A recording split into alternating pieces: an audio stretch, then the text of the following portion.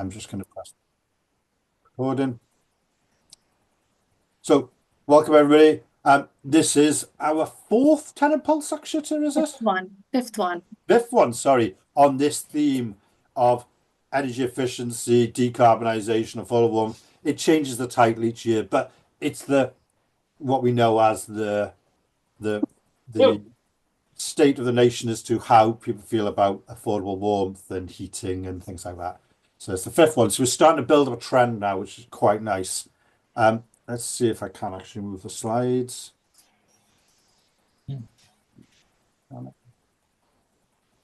Yes. So about Tenant Pulse, you might be familiar already. It's the national tenant voice for Wales. We've got a number of reports we do over the years. Some of you have been here before. So I'm not going to over dwell on that because most of you know what we do here. The annual surveys, topical ones. Sometimes you might not see them all because we might do PRS only or local authority only and things, depending on the subject who and things we're trying to research. It's a slight delay. Also, this time it was shaped as well by TPAG. It's not going to win any awards for the original name, TPAG, but it's the Tenant Pulse Advisory Group. It's around, what's that, 116 tenants and very, very diverse in terms of ages and across Wales and social economic. And they saw the questions in advance, gave us comments on what they thought of them, suggested changes. And I think that's really important that tenants are part of the decision making and part of shaping what Pulse is and what we're asking. And also before we start, we do want to reward people and say thank you. So there were some winners there. We normally give away 3 prizes: Housing Association, a local authority and private renter. But also we had such a big sign up to the focus group that we gave an extra prize there. So they've been contacted and hopefully their prizes will be on their way if they've given us their addresses. But if you see your own name there, or can guess, or you think it's you, please do get in touch. Let's say Yona's dealing with that. I'm going to mute. There's a bit of background noise. I'm just going to pick it up somewhere. Where is it? It's a bit better. So how did we promote it? We promoted it as usually by the database that we have. We've sent tenants. We also used a lot of social media promotion around different platforms. And we used Meta as well, which is the owner of Facebook and Instagram, to target people. And a lot of new people came out of the woodwork for this. And I think that's really important when we target private renters. We want to get that private rental voice to compare and contrast housing. I'm sorry. And I think that's where that was the advert. If you just as I say, we reached 195,000 people in Wales. As with any adverts, and you can see billboards on the road, some are relevant to them, some aren't. But it meant that we get that wider voice in there, and especially helps target, as I say, different audiences. And I think I'm going to hand. Oh, also, Exeter this year went out on City Road in Cardiff. Some of you know that area, very diverse community, and started interviewing people, asking them more questions, doing a vox pop really of not in the results in the formal report because that's a structured survey, but it gave us a lot more insight into what people thought about certain subjects. And she spent a whole day with a team interviewing people up and down parts of Cardiff, and I think that really helped us get behind some of the findings. There is a video, as you would expect, TPAS, and that video will be coming out later this week. I'll be part of the communications. I think it was quite insightful, actually. Is there anything you want to say on that? No. I think the only bit was the contrast we had. So in the survey, a lot of questions had very different answers to when I went on the streets and explained to people. And one of that was on rent. So on street, people were really happy to sort of pay more to their landlord if they're promised for a better home in terms of heating and the energy efficiency. But it was very different to when we asked in our survey. So perhaps there is some bit there on how we communicate it and how people understand. So that was really, really insightful for me to sort of frame questions next time, but also people in general were really keen to know what is an EPC and how they sort of been sort of, put in the dark by the landlords. But I really look forward to do more of these in different subjects. Good. Yeah. And I think you're right. The, we've seen this before when the difference between surveys, black and white, yes, white, yes, no, tick something, versus a focus group when you explain concepts and things like that. And I think you're right. I think we've seen this across Wales before. I think Pobble Group did some work on rent where they got very different results from focus groups compared to surveys. So yeah, great. People will see that over the week. I've had some comments about background noise. I've been muting a few people just now, just whilst we're talking, because for certain people it can be quite distracting. So I'm going to hand over to you. I think I should have. You were the author. You were the one who did the survey, and I think it'd be great for you if you could take us through the results. Thank you, David. I think it's a team effort. At TPAS, we do everything and we involve everybody. It's a team effort, and Tenant Pulse is such a big project in itself that we need Yona, we need Eleanor for promoting it, we need David for proofreading. So it's a team effort. But as you can see, we had a very diverse response this year, ranging from local authorities to housing association and even private landlords. But one thing we really recognize is that local authority tenants and tenants from private residential sector as well have not been in great numbers, and we do recognize that. And going forward, we might do more of work there. But as you can see, we had 62% from housing association tenants, local authority with 22%, 12% from PRS, and that was majorly driven by Southeast, which could be Cardiff, but also from Mid Wales. And that is something we've introduced this year, that we didn't ask tenants on where they are from in terms of region, but just in terms of Southeast, Southwest, or North Wales after some decisions and conversations with the landlords. So in terms of questions and also how the report is framed, you could sort of see four broad themes. The first one is obviously on heating affordability. I think that sort of helps us in setting the theme and also the baseline questions on what tenants are actually concerned about. The second theme was on EPC, on its awareness and how sort of people understand it, because as much as it is a debate on how much EPC is flawed and how much it needs in a reform, it is pretty much the baseline to all the net zero work. The third theme was on the concerns around the transition, because obviously we have a lot of things going on in terms of gas to electricity. So what tenants are really worried about.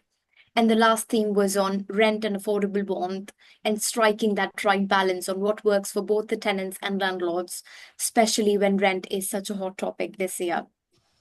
So just to start off, the first question was on the heating crisis, or how how bad it is for tenants in terms of heating affordability. And straight away, 70% tenants reported that they're struggling to afford heating. And I think this is really, really concerning. And we've been pressing on it in all the conversations, including the cross-party group meeting I attended in my last session. And there's been conversation around the standing prices, which are supposed to be increasing from April. So it's been really, really bad. And as you can see, it was 60% last year. And in terms of comparison between the older tenants and the younger tenants, last year it was the older tenants who were on the top list for struggling to afford heating. But this time, even the younger tenants and people from BAME communities or the ethnic minorities, they were at the highest with 83%. And this becomes even worse with the reduction in welfare benefits. People with special needs, I think they've been struggling the highest in our survey. Also, I would like to mention about the North Wales and how the energy costs in North Wales are at the highest.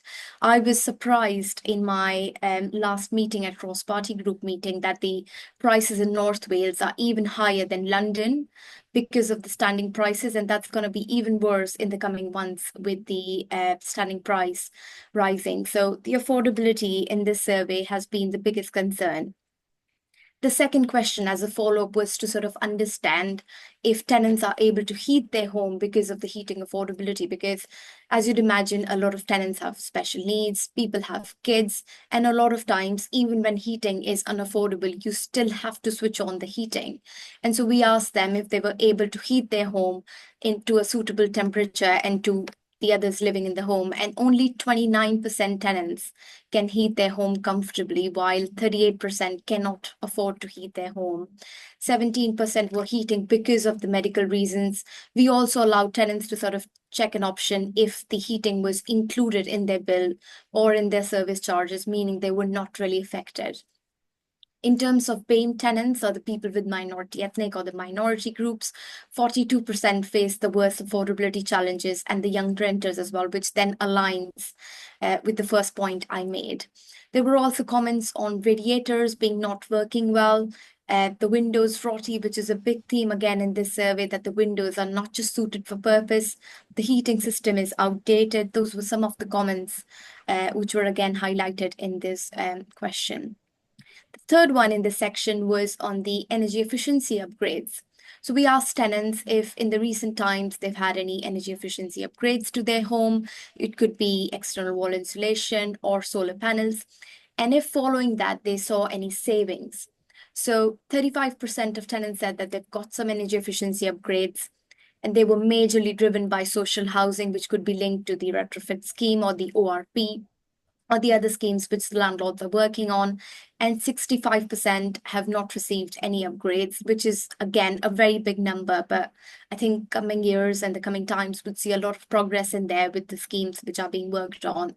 In terms of the improvements or the cost savings, 18% saw savings, 52% saw no difference, and 30% were unsure if savings have occurred.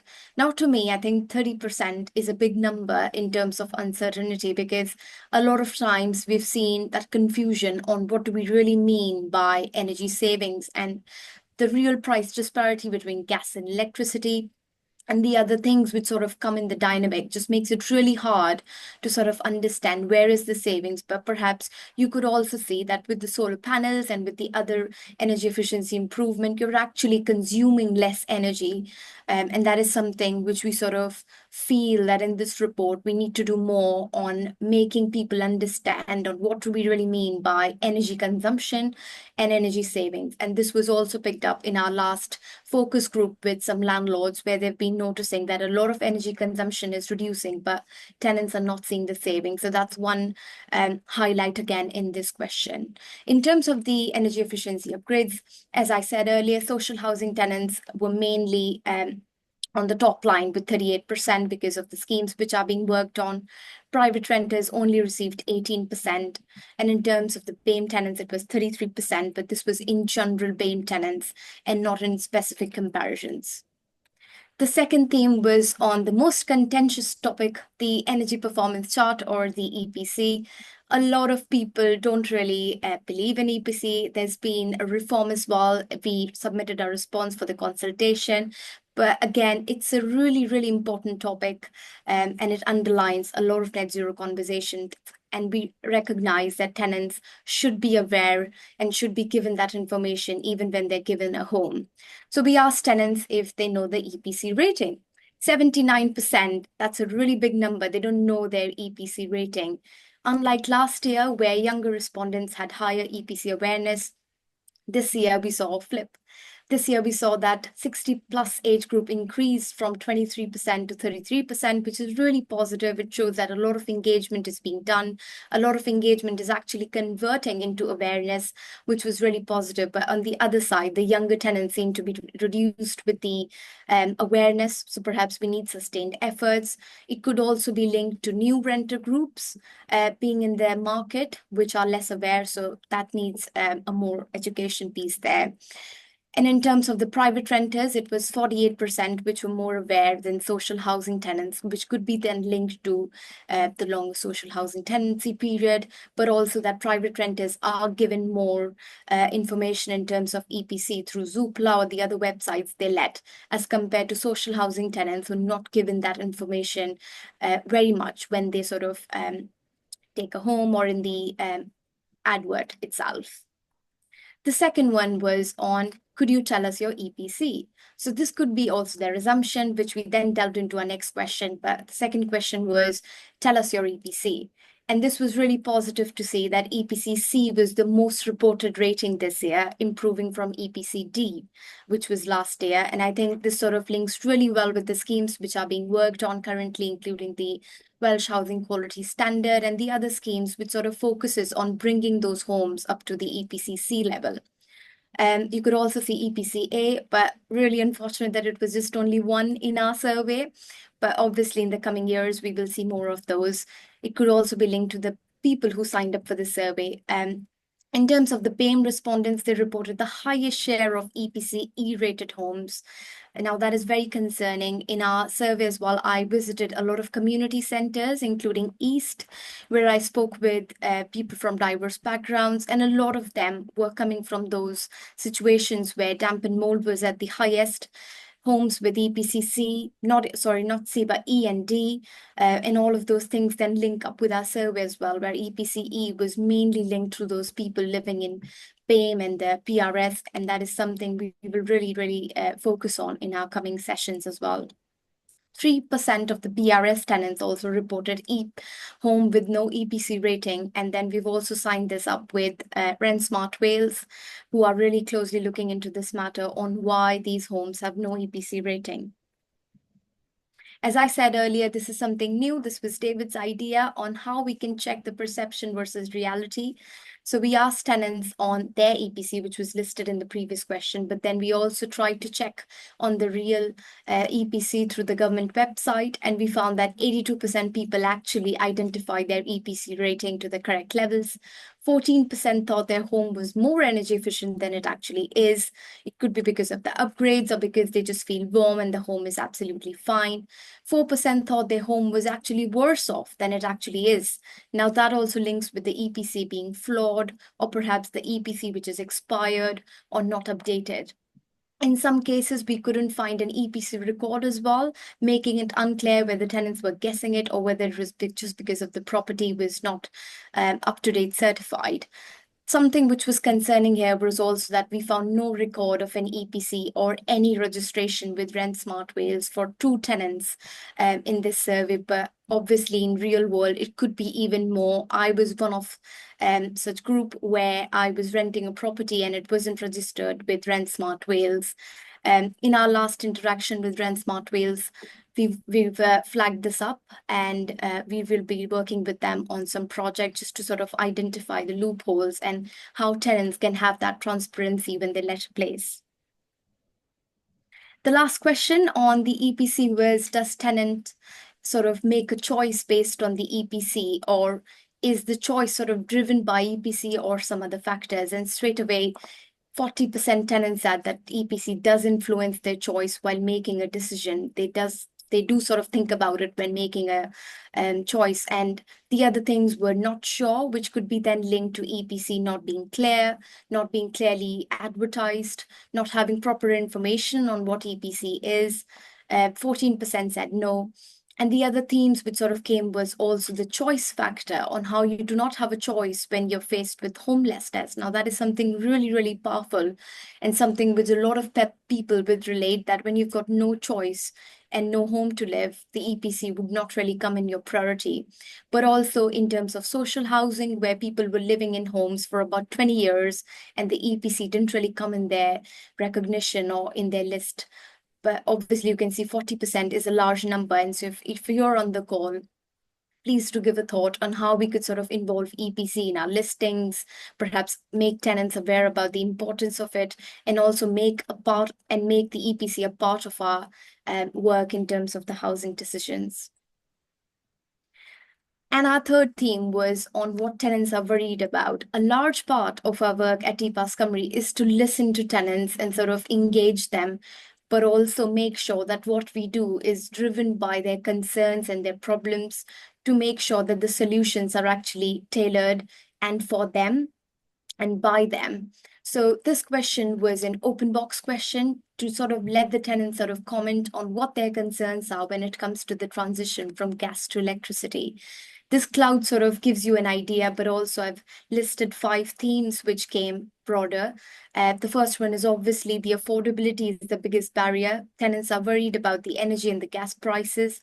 The second one was on the power cuts and the infrastructure reliability. A lot of tenants raised the question on energy outages and how that sort of transition makes them really worried, makes them anxious, and how they'd be sort of left in the dark. Which obviously is not true, but that is something we need to be proactive about. The third theme was on tenant engagement, how tenants are sort of keen to get involved, but the engagement is not happening. Smart technology being a barrier, not every time or all the times tenants are able to use those technology pieces. It could be sensors, it could be even smart meters. And the last one was on the broader environmental concerns, where tenants are not just able to sort of buy the whole concept of affordable warmth. And our last theme, I promise, was on the striking the right balance, or how we could sort of fund this whole net zero subject. A lot of times, tenants, landlords, and in all of the conversations, we seem to be asked about how do we make net zero happen in terms of finance, because we've got limited finance. So how do we make it happen? And one of the models which is being explored is also to increase the rents when you sort of being offered an energy efficient home.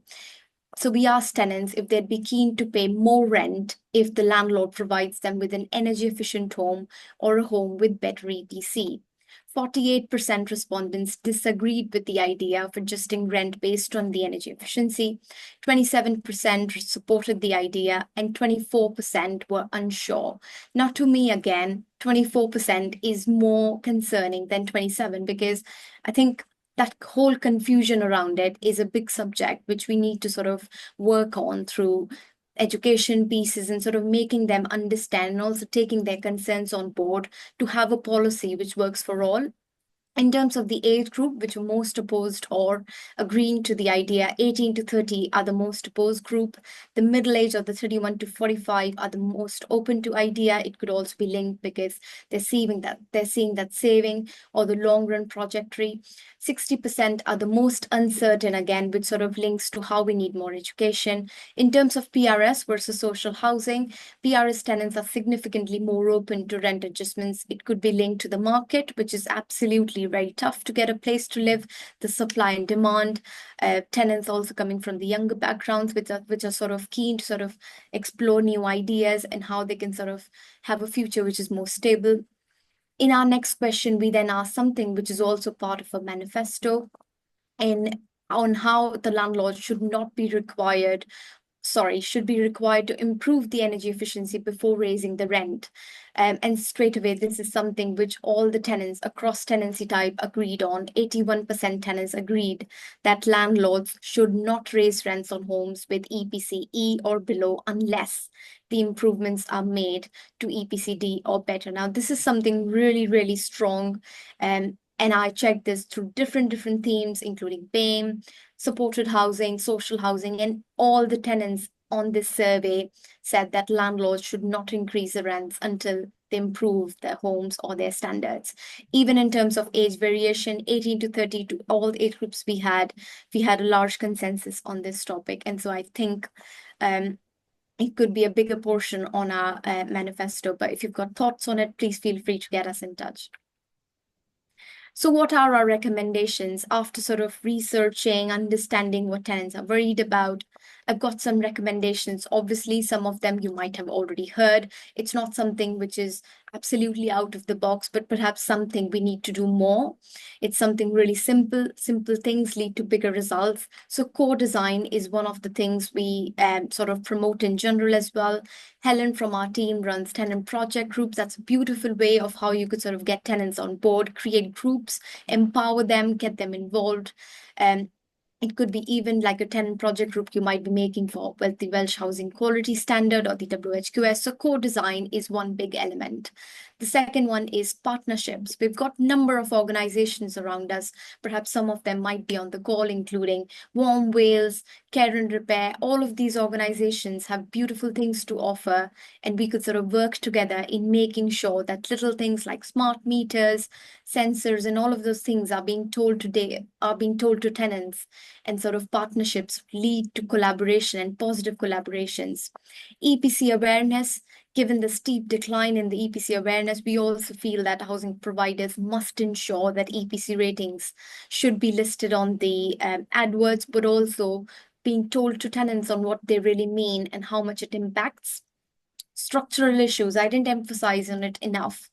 But windows were the biggest theme in our report this year. We've already highlighted the Welsh Gov and also to a number of landlords on how windows are the biggest problem being highlighted in this survey, how even the energy efficiency improvements are not working because the heat isn't just staying in the home. So we listen to you, and a lot of tenants might be on the call, and I do recognize that windows is one consistent theme which is coming up. So we will love to do something there and make sure that those things are repaired. So if you're on the call, please do visit those homes and look on those windows because those are the biggest themes this year.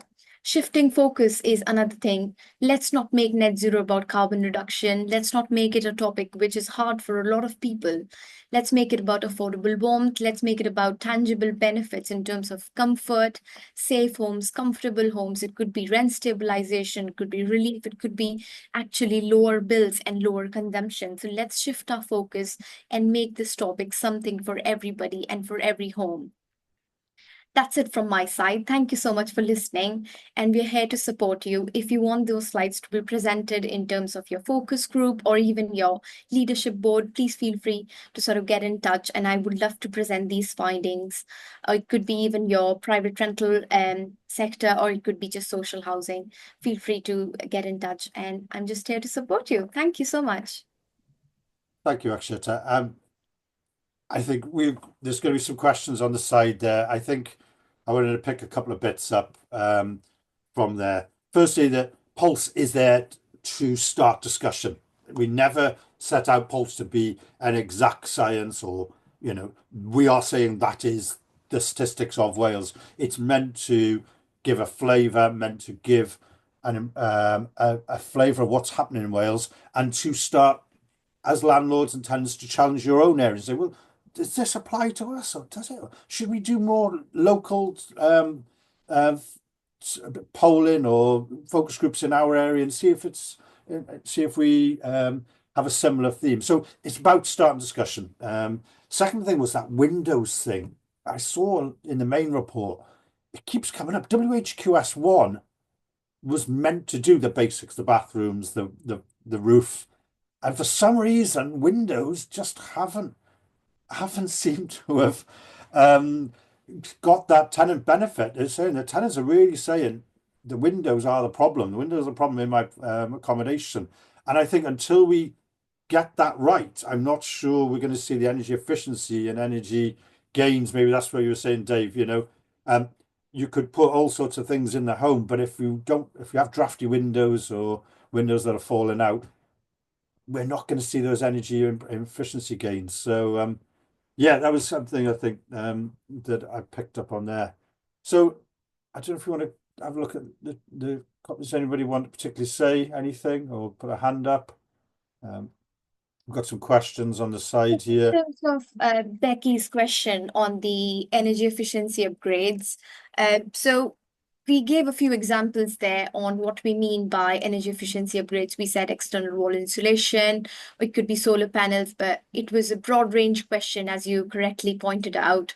But obviously, we did give a few examples on what we mean by energy efficiency upgrades. It was not just limited to solar panels, but external wall insulation or even little things could be counted in there. Yeah. I also think that if I can jump on that, there was a number of people who said I saw no benefit from my energy efficiency upgrades. The issue we've got, I think, is we could do energy, the sector's going to be doing energy efficiency work, will reduce the number of units of electricity you use. But if that unit of electricity is rising by 20, 30%, you're not going to see a saving because your actual overall bill is going up, even if the landlord has managed to do work that reduces the number of units of gas or electric you're using. Like I say, if the bills are rising, the cost of electricity is rising, the cost of gas is rising exponentially, then people are going to say, well, I didn't see any benefit. And I think that's part of that communication and engagement that we need to be doing. Because if we hadn't done the work, it would have been even worse. George, I think I saw your hand up first. Is there anything? Could I just raise the point? I mean, you mentioned Windows as being a source of drafts and things. there's been no mention of the positive input ventilation, the PIV systems in the houses, where a lot of people complain of cold drafts from them. Hmm. Is there any analysis been done on different sources of where the energy is going that you put into the property, as it were? Not for this survey, no. Going into that's where I'd like to follow up with focus groups. So we had a lot of people who signed up saying they were prepared to or be willing to be part of a group. And I think that's where we like to get into more detail. The survey, I believe, actually, sorry, maybe we should be answering this, but it's asked two things, which was in terms of focus groups. Have you had work done? And would you be willing to be part of a focus group? And there's a lot of people who said yes. Or if you haven't had work done, would you be keen to look, be part of one that looks at literature and looks at people explaining what work's going to happen to your home and give your views on it? And I think there was those two groups, and the ones who've had stuff done, I would like to look into more detail of what and what impact it had on them, how they're getting on with the heat pump or PIV, as you mentioned. But no, the survey didn't specifically look at questions this time. I mean, myself, we turned off our PIF system three No, months I'm after aware it of was that. Yeah, installed, but we had an Our Bed 2 scheme where they put in the bathroom and kitchen cross-flow recuperators where you reclaim the heat of the outgoing air into the incoming air.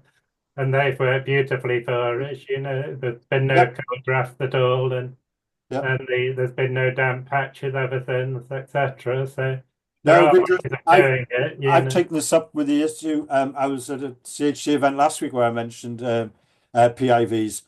For everyone who's benefited, there's other people who haven't, and I think it's something the sector could have done better at. But yeah, thanks for that. Thanks. Um, I think Helen, you've summed it up better than I did, which was the we're pedaling faster to stay at the same speed. You're right. With energy prices rising, these energy efficiency programs are needed more than ever, but we don't always see the full benefit of them when we've got rising prices. Yeah, yeah. Actually, is there anything you want to pick up? Yeah. I can see the questions start to come in now. Yeah, Sarah from Ron Evans. So, Sarah, your question is on the total number of people surveyed. It was over 600 tenants, but the positive side is it was covered all over Wales. So, we had representation from Southeast Wales, North Wales, even in terms of the tenancy type, housing association, local authority, PRS. I've personally visited East and a lot of community centers to get those diverse voices coming from a diverse background. I feel that we need to do more there, but obviously, that's a good start to sort of visit and do more vox pops. But I hope that answers your question. Yeah. And I think Alison's made the same point, I think, about when she was doing WHS focus groups saying about the windows and doors. Yeah, WH Common Class theme. 1 was meant to solve that, but there is an element of windows and doors all decline over time. And maybe when they were signed off in WH Class 1 first, they were fine and now they're not. But it definitely came out as a theme that we got to get that right before maybe doing more advanced work. Because just letting the heat out of the windows if otherwise. Um, I'm sorry, I'm just picking up Reese's comment. Anything you want to say? Actually, I want to try and read the side. Yes. So we gave a few options there in terms of are you able to heat your home to a suitable level? And yes, it was 29% who said they're able to heat their home comfortably and for others living in the home. But the question then said the inverse is to concern. However, do we know if this is a technical or fabric issue? We'd have That's to something look at clear. the data on that and what people put on it. But I think they are linked. The fabric of the building is clearly linked uh, in terms of people's affordability. But yeah, you will get people who are in oversized properties and things like that. I'll see what I can find on that, Reese, and see what. Could be a bigger subject there, but we'd love to sort of focus on that on question. Thanks, Reese. I see, Reese, the point about the EPC rate and 79% didn't know it. I am with you. Do they care? But it's about the energy efficiency of their home. How do they understand their home? And PRS renters should know because they Yeah. should be told it clearly. Helen, I can see your hand up. Helen White, sorry, I should say. Sorry, hi everybody. Just interested. I picked up, and that was really interesting in the presentation. Thank you. I think it's such an important area, and one I know we have been trying to we're working with you, TPAS, haven't we, around making sure that we bring customer tenants in really early in that conversation, so that we can make sure people see the benefits, because I think that's one of the real challenges. I was interested to see in Inside Housing late last week that Shelter and the Bevan Foundation have published a report, or asked the Welsh Government consider banning housing associations in Wales from selling social homes that they think they'll struggle to get over the line. Was there any feedback?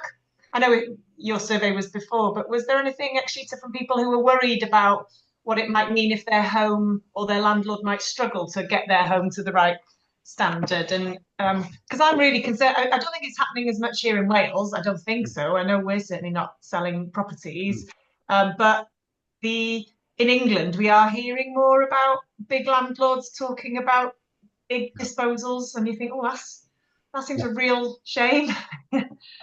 Sorry, actually, do you want to take this, or shall I? Because I was literally in a meeting this morning about this. You could certainly add a few more bits there, but I think just in terms of themes, tenants did say that we are excited by a lot of things, but my landlord do not have the money to support it. That was another theme which sort of kept coming, that I do like solar panels, but I'm not sure if my landlord would install it. This is also something which keep coming in our sessions, where sort of tenants like heat pump, but again, they're sort of confused if they would actually get it. Perhaps it's like a finance problem as well, but yeah, it just feels really bad when you've got positive tenants. Tenants would sort of get excited with net zero, and it sort of becomes a problem with the finance. But obviously, David would have something. No. I think, Alan, you raised a very good point. We were discussing this morning. There will be some homes that are going to be tough to bring up to the standard, and that goes back to the question, as you know, what you do with that home. You've either got to spend a lot of money, or you do nothing and exempt it, and that concerns me greatly. The do not, oh, it's too expensive, and suddenly you're still facing rent rises, but you've got a really energy efficient home. The do nothing's the bit that concerns me. I do get the argument. There's certainly a chief exec in South, whatever that is, East Wales, who speaks strongly about why they need to sell off some in order to fund and build more new energy efficiency homes. And it's a convincing argument, but I do worry about the sell-off and what happens with people in them. Where does that go? Are we just dumping those stock onto the private rental sector? David Lloyd actually said this morning he feels it's a good conference discussion to get some people from different sides of the argument. We say Chief Executive Monmouthshire, who argues that maybe this needs to happen, and let's get a session going, and so people can see the different viewpoints on this argument. You saying, Helen, it's not in your plans at the moment? No. No, certainly not. We're not, there may be the odd property. We've got a couple that we're selling because they're being demolished as part of a bigger regeneration scheme, but absolutely not. No, we would not want to be selling any properties. Other people's homes at the end of the day, aren't they? So, but he always say it's the funding and long-term funding for us. That's what we're struggling with at the end of this financial, kind of now, end of this financial year. The clarity around how decarbon energy efficiency work will be funded is really still quite opaque for us as landlords. So it's very difficult to make investment plans on the back of not knowing what's going to be there. I'm also interested in that link between rent and energy efficiency. I totally can understand why tenants would say, well, hang on a sec, but I think rent policy is another interesting area. Yeah.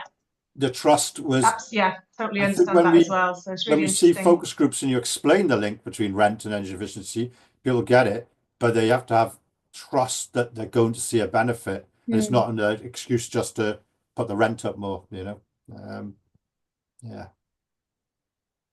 sorry, actually, do you want to take over? Is anything in the comments? Yeah, so we've got a question from Becky on, did we collect information on the heating type that tenants used, which could be gas versus oil or electric? Sorry, Becky, we didn't really ask that question. Perhaps it could be something for future, but also we asked about 20 questions, and we've got like a list of 40 questions, but we didn't really sort of overburden the tenants. But also this could be then linked with like EPC and how they're sort of finding the heating affordability. But yeah, we didn't ask that question. David, do you have any thoughts Yeah, on what? no, but I was going to pick up Gemma's comment on the side because she could put it better than I myself. Energy efficiency does not automatically equate to Yeah. better energy behavior. How you use these technologies is vital. And I think that is absolutely the heart of it. The aftercare is Mm. so important, the tracking, the how people are getting on with it. I think is something that isn't there fully yet, the sector. I used this before. I was at a new build that had some really interesting technologies in it, EPCA rated.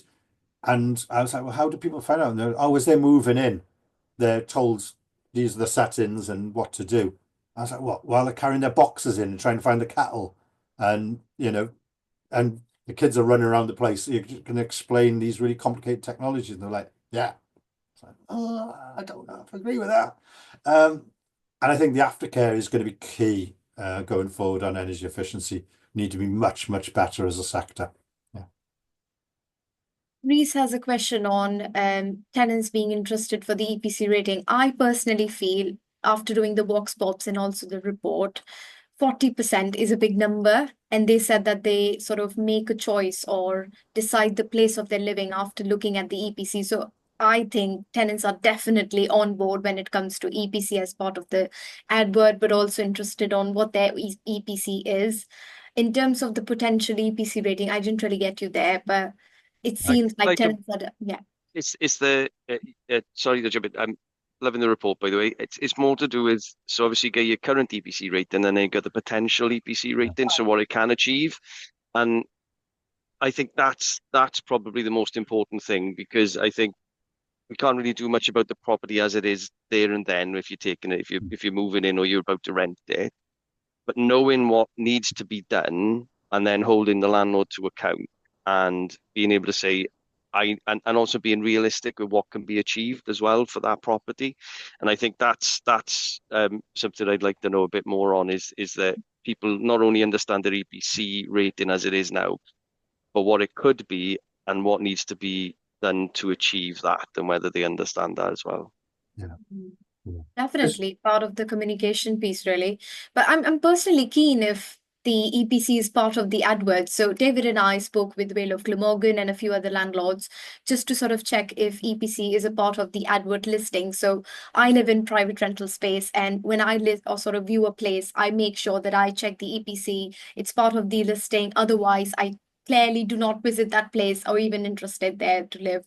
So if you're on the call and if you sort of make sure that EPC is part of your listing from social housing, I'd love to hear more and how you're doing it, because as far as we know, a lot of landlords are not making it a part of their listing. And I'm really keen on why. Just to say, I think my understanding, sorry to jump in, I think my understanding of the current legal position is that all new tenancies must have an EPC rating. So we would certainly tell tenants at sign up, but we have still got quite a high proportion that we don't know the EPC rating of, and we're working through those now. So new tenant would do it at void stage, and we also have a program. But everybody has to have their EPC, or each home has to have an EPC rating by March 2027, doesn't it? Great. And too many times when we looked at two things, was PRS sector, it's to come or to follow. They just haven't uploaded it. And it's really frustrating because it probably does exist. They just haven't put it in there. And also when we looked at some of the common housing registers as well, it might be the landlord knew it, but it hasn't made it into the common housing registers. And there was a number of them we looked at where there's nothing there on EPC. And it's part of that informed choice, isn't it? That you locate all the things that matter, location, the size of the house, the type of property, but it's still part of the informed choice. It really frustrates me that a lot of letting agency search tools don't allow you to search by energy efficiency. You can search for lots of other things. So I know we've done a lot on EPC today, but it's a vital part of a home now, I think, the energy efficiency. And we know EPC is not the best measure. There's plenty of people who argue it's flawed, but it's what we got at the moment, and it is being reviewed and improved, I hope, over the next coming years. Just on the EPC, I think Amanda raised the question on how many exemptions could they get away with. So I'm just assuming it's EPC, but I think it's 7 exemptions the landlords could get away with, which again is another project David and I would love to sort of work on with Rent Smart Wales on how so But many. yeah, my issue is with EPCs is, yeah, the exemption categories are just too easy to, and we're going to see more of that, especially in the PRS sector, as they try and drag PRS up from its very low base, and they try and drag that, you'll see more and more exemptions, and that doesn't benefit anybody, doesn't benefit society, climate change, the tenants. Yeah. How are we doing? Sorry, there's lots of comments here. It's great. Thank you for everything. We'll be going through the comments afterwards as well. Yeah. To know how we can improve things for next year. Yeah. I really like the comment from Margaret as well on the type of windows fitted need looking at, as they're not efficient always from the start. So that could be one thing we sort of take away, that the Dave, windows should be nice. And Dave O'Connor said that he was in a repairs subgroup where the landlord told him there was no more air source heat pumps going in for the foreseeable future. I'm aware of that. I think there's an issue of the green skill. the landlord felt there was no suitable qualified staff, repairs, things like that, and they just didn't have the confidence that they could, if they put the kit in, that they would be installed and maintained at the quality they wanted. And that's a real worry. I think Welsh Gov were quite surprised and need to reflect on that. Yeah. Helen. Yeah, if I sorry. Oh, sorry, Dave. No, go on, Dave. If I could, sorry, thank you, Helen. If I could just comment on that, I mean, they've been installing air source heat pumps now for 13 years, and they've not trained one person. They very much relying on contractors, yeah. And they've relied on contractors coming from over the border because there aren't any. Yeah. I mean, I was really interested in the ADRA presentation that I saw in Llandudno, and I brought it up, and it was, no, we're not going to do it anymore. So, yeah, and that's what I like about ADRA. People sides, isn't it? On board, yeah, they want to train a workforce. But sorry, Helen, is there anything you want to add to that? Is it the same subject? It's a different question, but so I'll hang on if you want. But... No, it's fair. Yeah, we need a trained workforce, and there are people in Welsh Government looking at that, but you're right. I think what your landlord is saying, in that mid Wales space, there's a complete gap. And where do you find them? You've either got to train people up yourself, and that's costly and expensive. And some of the councils have complained before, certainly on energy efficiency, surveyors, things like that. They train them up and then they lose them to the private sector the minute they're qualified. And that, again, goes back to, I think that's a Welsh Government challenge of how do we get a better trained workforce for the whole of society. I don't have the answers to it, truthfully. Helen, can I pass over to you? Yeah, sorry, I hope you don't mind. People don't think I'm hogging it, but this is such a great opportunity to ask questions and really get feedback from tenants who are experiencing these services.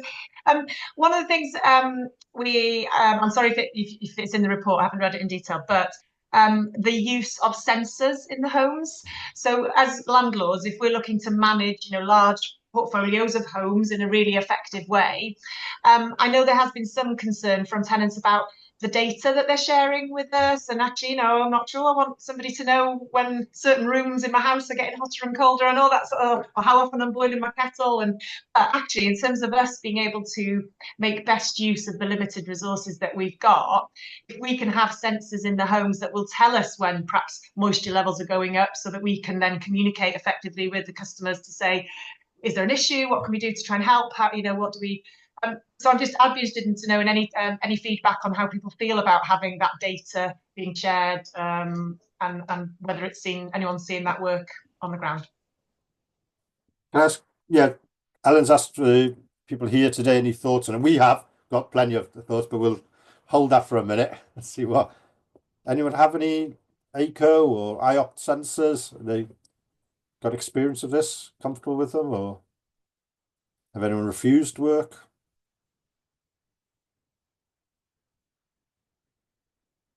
Dave saying it's a good idea. Yeah. Okay, the silence is maybe a bit shy at the moment. Certainly, there is a lot of misunderstanding about what sensors do. how they work and what their, allegations of their spying on us and things like that. And I think that's something that the sector's seeing and has to take forward. Actually, I think you've got some events planned on this, haven't you? You're I do, working on yes. some. So Helen is absolutely right. Even in our survey, we sort of felt that tenants were confused in terms of what is smart tech. They felt it's like Big Brother watching them. Smart meters, even like basic things like smart meters, have like so much of misunderstandings with like radiation, smart meters increasing the bills. So also to answer Ree's questions in advance on the kind of engagement tenants would like to see, there was a bigger piece on smart tech, and so we've decided to do a session with IOPT on what do we mean by smart tech and how it's not Big Brother, but actually making your home better, comfortable, and safer to live. So we would love to sort of have you all there on that free session, hopefully, to sort of break down what is a smart tech and how it could really help you and others living. But also in terms of the report, we did feel that a lot of tenants were worried and confused, if I can say that, on why are these things being installed.